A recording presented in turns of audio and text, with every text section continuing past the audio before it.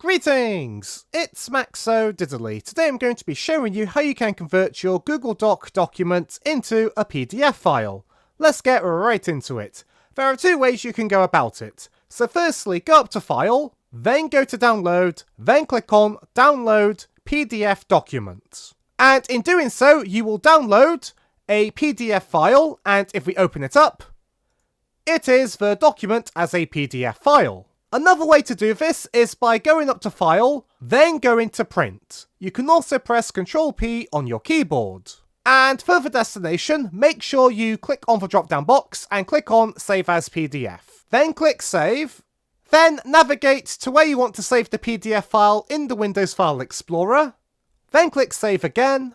And if you go to where the file was saved and open it up, you'll be able to see a PDF file with the contents of the document. So that's it for this tutorial. Be sure to leave a like in the comment if you enjoyed, and subscribe for more tutorials. Thanks for watching.